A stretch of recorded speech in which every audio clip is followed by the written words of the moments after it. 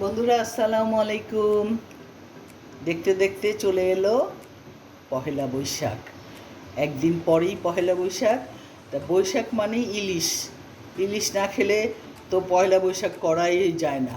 মনে হয় যে কী যেন নাই কী যেন নাই। তাই আমি আজকে কিছু ইলিশ নিয়ে আসছি। তোমরা দেখো, এই যে আমার কিছু ইলিশ ধুয়ে রেখেছি আর করবো কি দিয়ে, লাউ পাতার মধ্যে মুড়াবো। এই লাউ পাতা একটু ধুয়ে ভাপ দিয়ে রেখেছি। হ্যাঁ, আর লাগছে সরিষা বাটা, ধনিয়া গুঁড়া, হলুদ গুঁড়া, জিরা গুঁড়া, মরিচ গুঁড়া, পেঁয়াজ কুচি, কাঁচামরিচ কুচি। হ্যাঁ, এই আমার লাগছে। আর লবণ, এই আমার, আর সরিষার তেল। হ্যাঁ, আমি এখন তোমাদের দেখাবো। এটা আগে মেরিনেট করব।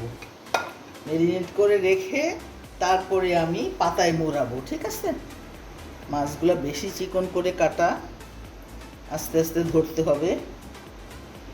বিসমিল্লাহ। আমি সরিষা ইলিশ করব, পাতায় মুড়িয়ে ভাপ দিব। হ্যাঁ, একটু অন্যরকম করলাম আর কি। আজকাল অবশ্য হলুদ মরিচ সবই দেয়। আমার মা করতেন সাদা। আমার মা শুধু সরিষা বাটা আর ধনিয়া, লবণ, পেঁয়াজ, কাঁচামরিচ দিতেন। কিন্তু আজকাল যেহেতু সবই দেয়, আমিও একটু সবই দিই। কি বলো তোমরা? আবার সাদা দেখলে বলবা যে ফ্যাক্কা, এরকম সাদা জিনিস কি খায়। সেই জন্য সবই দিচ্ছি। লবণ দিলাম, তারপরে দেব আমি সরিষা। এই সরিষাটাই একটু বেশি দেব। হ্যাঁ, 4 চামচ সরিষা বাটা দেব। বিসমিল্লাহ। আমি সাধারণত কালো সরিষাটা ইউজ করি, কারণ কালো সরিষাতে হয় না, তিতা লাগে না। সাদা সরিষাটায় না তেতো ভাব আসে। এই যে আমার সরিষা বাটা দেওয়া হয়ে গেল। তারপরে আমি দেব কাঁচামরিচ একটু চিড়ে রেখেছি। তারপরে দেব পেঁয়াজ কুচি। পেঁয়াজ অবশ্য যতই দেব ততই ভালো লাগবে। আমি অল্প করে দিচ্ছি যেহেতু মাছের সাইজটা অনেক ছোট। পেঁয়াজটা একটু মথে নরম করে দিলাম। আর দেব হাফ চামচ করে হলুদ, হাফ চামচ করে মরিচ, ধনিয়া, হাফ চামচ করে জিরা। এই বাস। এখন আমি একটু সরিষার তেল দিয়ে হালকা হাতে মেরিনেট করে রাখবো। মেরিনেট করে জাস্ট 2 মিনিট রেখেই আমি পাতার মধ্যে মুড়াবো।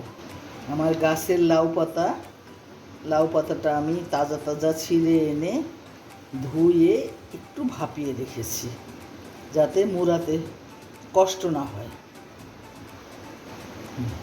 এখন আমি এটাকে সামান্য 2 মিনিট রেখেই আমি পাতায় মুড়াবো। তোমরা আমার সাথেই থাকো, কেমন? এই যে বন্ধুরা, আমার সবগুলো র্যাপ করা হয়ে গেছে।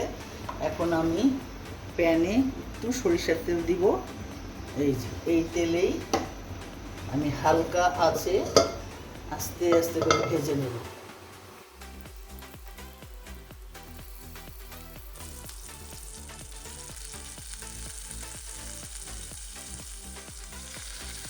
একদম সুন্দর করে ধীমা জালে আস্তে আস্তে করে এই পিঠ করলে তারপরে ওই পিঠে উঠে দেবো। একটু দেখে রাখি। ওকে বন্ধুরা, যে এখন হয়ে গেল আমার লাউ শাকের র্যাপিং করা সরিষা ইলিশ। ধন্যবাদ বন্ধুরা। নতুন কোনো রেসিপি নিয়ে দেখা হবে। আল্লাহ হাফেজ।